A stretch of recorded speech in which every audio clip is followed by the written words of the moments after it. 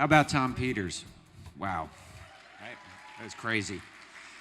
And it also was really interesting because I had no idea he was going to speak about women and how strongly he would speak about that. And it tied in with what I was planning to say, although now I can shorten it quite a bit, which was I've been a coach for about 6 years officially and doing it as a full-time thing. And before that, you could probably argue I've been a coach my whole career with the people I'm working with. But as a CEO coach, one of the things I felt lacking in my practice a few years ago was no women. And so I set a goal at the beginning of the year. I want to have the opportunity to coach a CEO who's a woman, and I'm going to make that happen. And I was lucky enough that one of my coaching clients is a mentor to Debbie, who I'm going to bring up in just a second, and he made the connection for me to Debbie. But before I do that, before I bring Debbie up, I just want to ask you a question. How many of you in this room are in a forum, a mastermind group, have a mentor? Just stand up for a second if you do. Okay, about half of you. The other half of you, go do that. And when you are in that group, I meant to have you stay, but when you're in that group, if you bring a woman into the group, it elevates the whole thing to the next level up. And I've experienced that with working with having women in my forum groups, having women as mentors. And so when I first met Debbie, there were two things that really impressed me about her and attracted me to her to be her coach and to help. One was she was a woman, which we spoke about earlier, and the other one, and she built an amazing business that she's going to tell you about in a minute. The second thing was that she is a cancer survivor. And that was really dear to me because I had lost my mom to cancer and many other people to cancer. And the amazing part of the story is that she built this business while battling cancer and while making this happen. And so she's really an inspiration. So without further ado, come on up.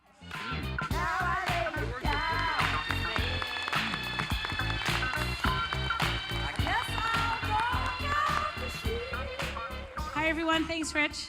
And thank you, Tom Peterson. It's Peters. Oh, my goodness. Thank you, Tom Peters. I promise, Tom, wherever you are, I will not be stupid. I will do everything I can to hire and promote women in the workplace. And I really loved every minute of that conversation. Do you know that on average, every single one of us in this room wastes about 31 hours every single month in unproductive meetings? Today, I'm going to give you a couple of tips to hopefully prevent that. My name is Debbie Madden. I'm the founder and CEO of a company called Stride Consulting. I am, as Rich mentioned, a cancer survivor. I am also a serial entrepreneur and an author. In my career, I've started 4 companies, and I've been CEO of 3 of them. First one crashed and burned in 6 months, gloriously. The second one, in about 2 years, we made about $100,000 in revenue and shut the doors. The third one, we grew to about $8 million in 10 years, and I had an exit. And then in 2014, I started Stride, and I discovered scaling up. And today, I'm going to share with you the 2 things that helped us scale faster than I had in the past, faster than most. And spoiler alert, one of those things is productive meetings. For me, the 4th time is a charm, and I'm proud to say that so far, we've grown Stride in about 5 years to about $15 million profitable without funding. So how did this happen? When I started Stride in 2014, I was looking for a process to scale and to really scale it in a meaningful way. I had never raised funding in my career to date. I don't know anything about raising funding. So for me, leveraging a big pile of cash was never an option. I needed a process. And that's when I picked up scaling up, and I said, I get this. Rockefeller Habits is essentially agile for executives, and I felt Vern was speaking my language because Stride Consulting is an agile software consulting company. In my world of software development, it's all about iteration. We build a little, we measure our results, we learn, and we repeat. And I said, this is something I can get behind. And we went to work. I teamed up with my coaches, Rich Manders and Wayne Ferrari of Freescale, and we dug in. Almost 5 years later, I could tell you that, hands down, without question, the two things that help to scale are core values and real core values, not just words on a wall, but real core values, and productive meetings. Now let's start with core values. So the first time we had core values, I'm going to tell you right now, I thought they were total bullshit.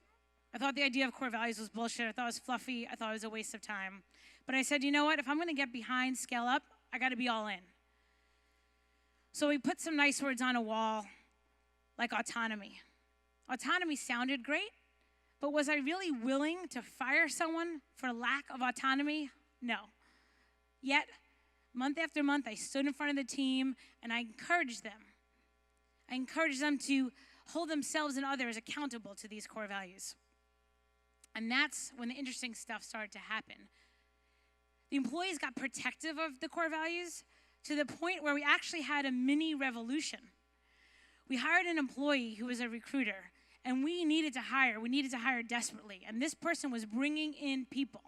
Yet, one of our core values was learning from failure, and this person just wasn't able to do it. They were unable to learn from failure. 3 months later, we wound up firing our recruiter, and that's when I knew we had it. Because core values are only real if you're willing to suffer to aggressively protect them.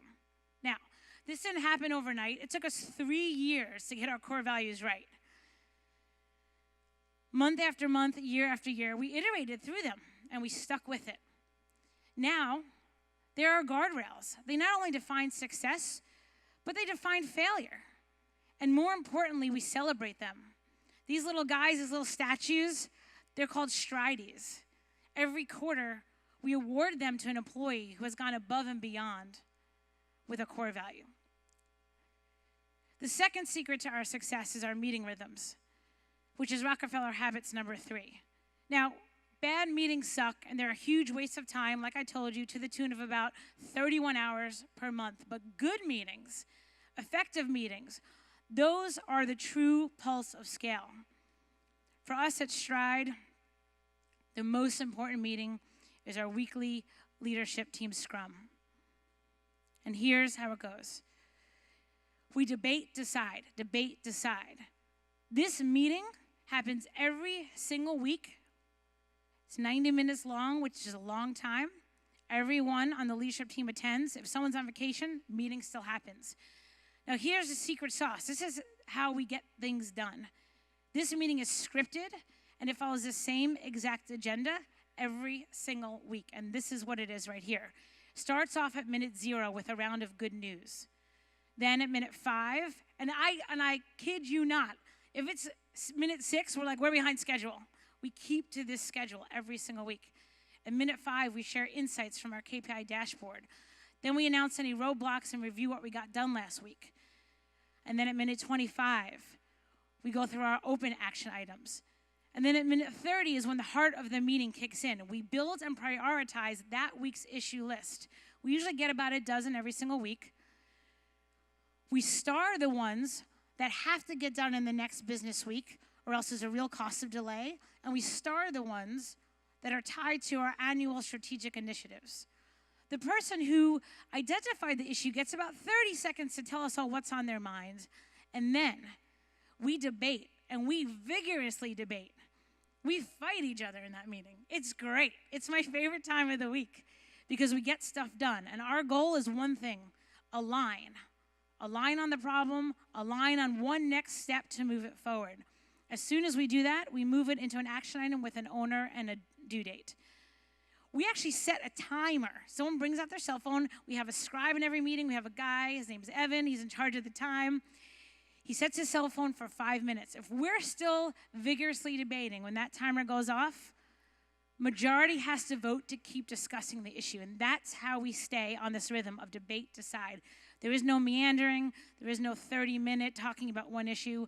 We are very efficient with this time. And as you can see, from minute 35 to minute 85, a full 50 minutes every single week, we get in a room together and we debate each other on the most important issues facing our business that week.